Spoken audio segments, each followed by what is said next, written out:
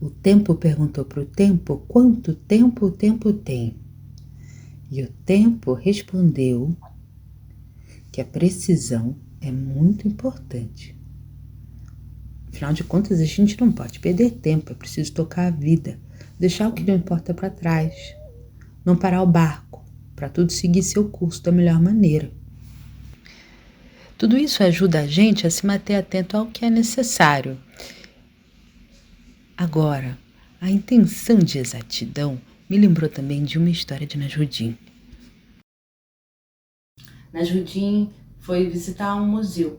O guia apresentava as obras e dizia: bom, esse aqui é um quadro do período renascentista, tem aproximadamente 500 anos. Nasrudin, então, rapidamente dizia 502 anos.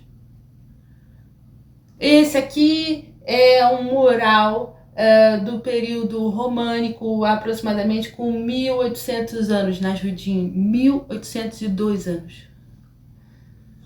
E nós temos também esse conjunto de esculturas gregas há aproximadamente 2000 anos. Nasrudin, 2002 anos. Lá pelas tantas o guia se impacientou e falou: vem cá, quem você pensa que é?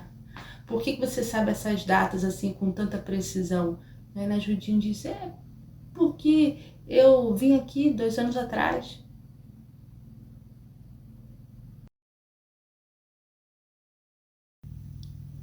Precisão é algo que leva tempo para aprender?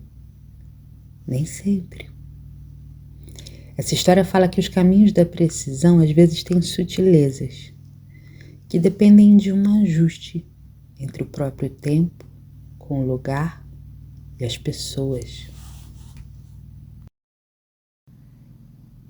Era uma vez um menino que estudava com um mestre, um homem sábio, que sabia quase tudo o que existe para se saber, mas que ensinava para o menino uma única lição sobre sonhos.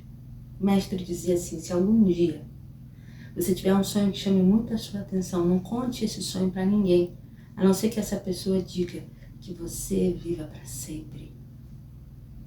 Bom, um dia o pai desse menino perguntou: e aí, meu filho, como é que estão os encontros com o mestre? O que você tem aprendido?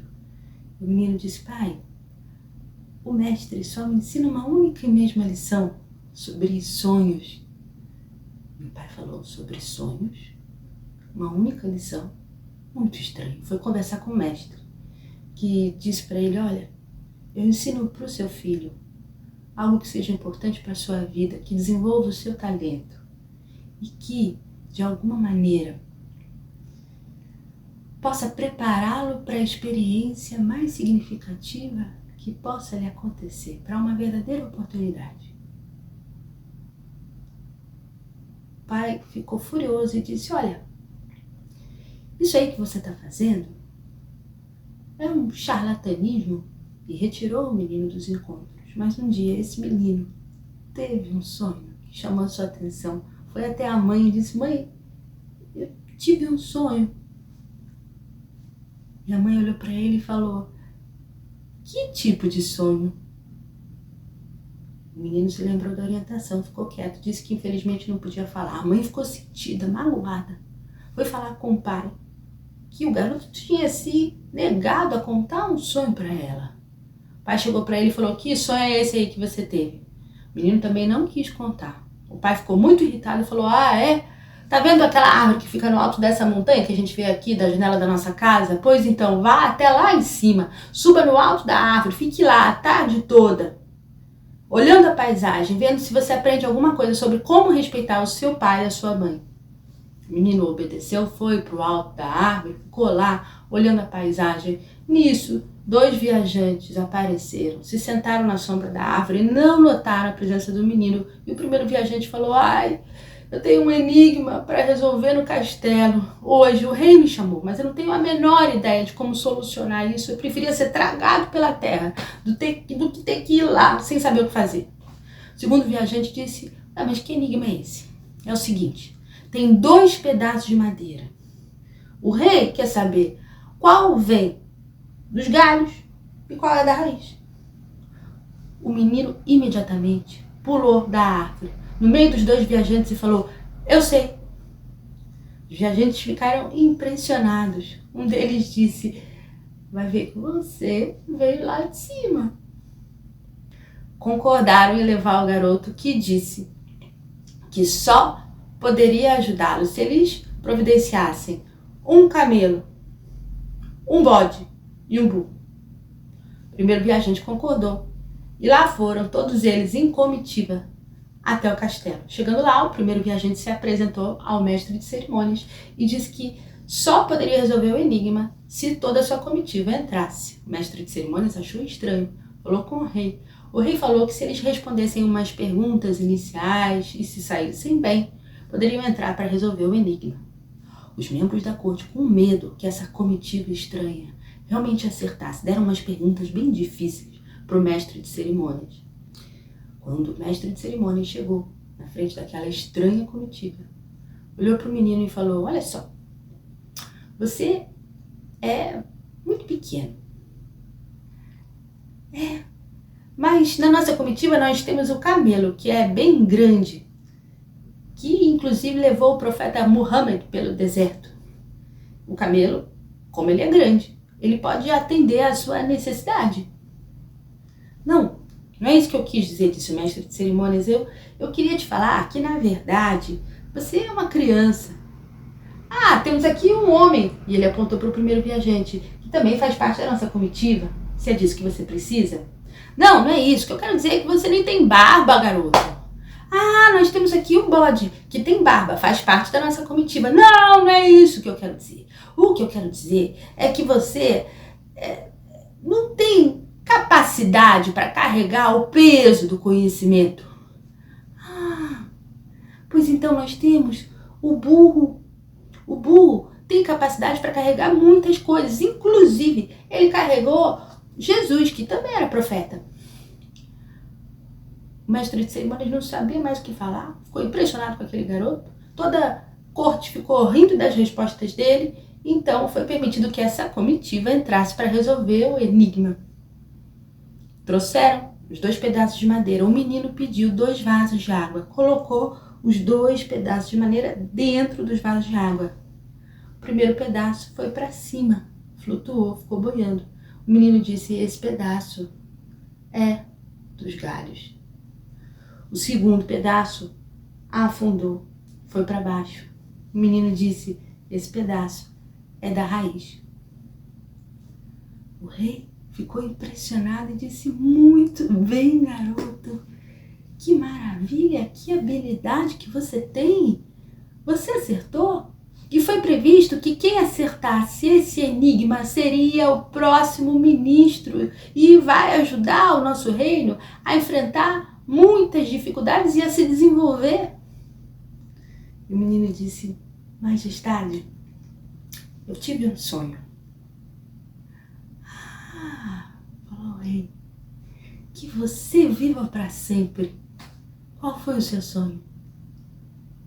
No meu sonho, disse o menino, eu resolvia esse enigma dessa mesma maneira que eu acabei de resolver.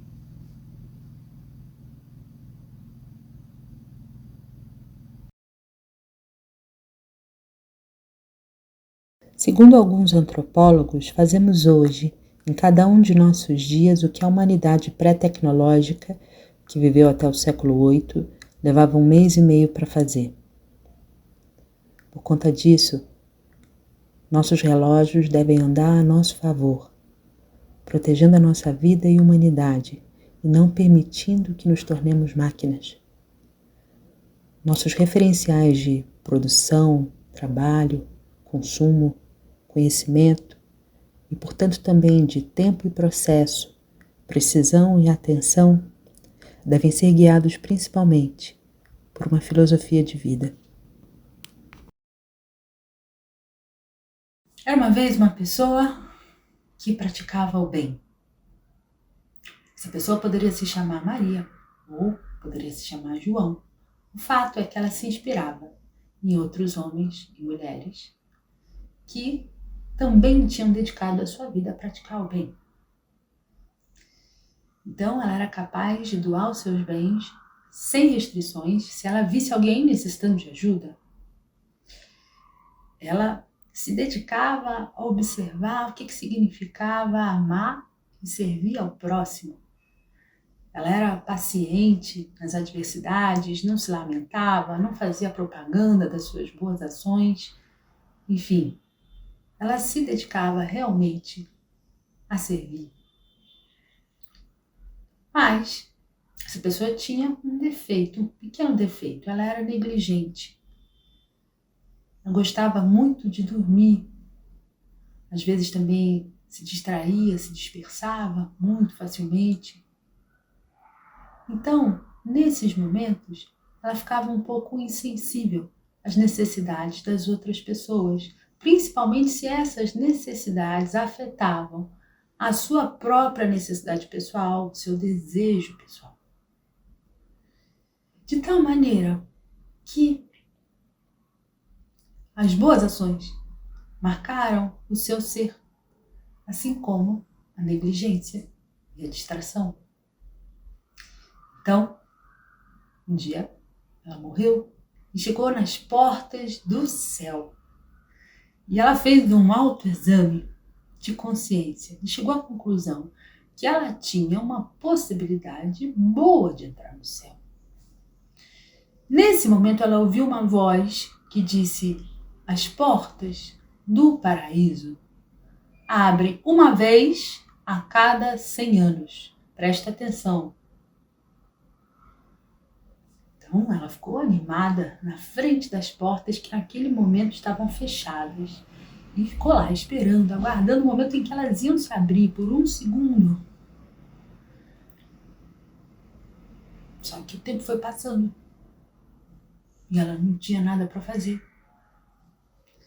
E principalmente, ela não tinha a possibilidade de exercitar a sua capacidade de fazer o bem. Então, ela só podia contar com a sua atenção. E ela foi percebendo que a sua atenção era fraca, pouca. Então, parecia que ela já estava na frente daquela porta há quase um século. Nada acontecia. Parecia uma eternidade.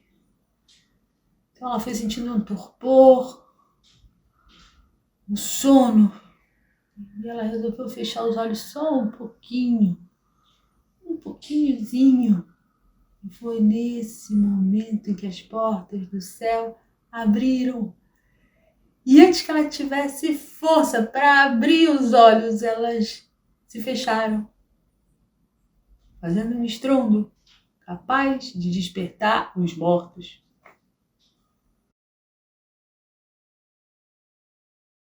A linda rosa juvenil, juvenil, juvenil, a linda rosa juvenil, juvenil.